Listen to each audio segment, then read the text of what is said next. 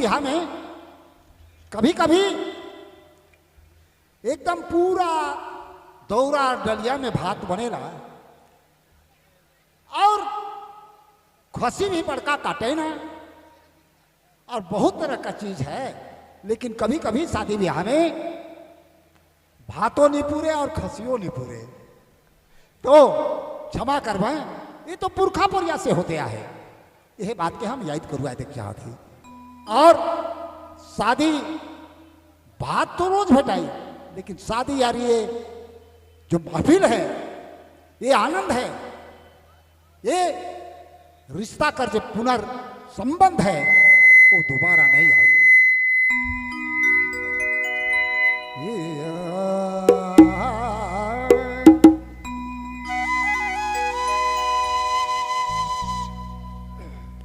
ये ना ये ना ये ना ये ना, देखो झूठ है तो आगे खैनी तमाकू कर बात करत है।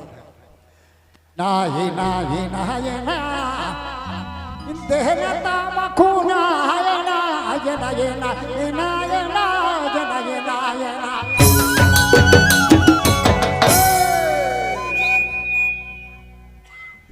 अरे बिहारी, इतना दूर से आके क्यों चुपचाप? आओ यहाँ, आओ यहाँ, खड़ा रहना, आओ। ये ना ये ना ये ना ये ना, देह में तमाकू ना ये ना ये ना ये ना ये ना।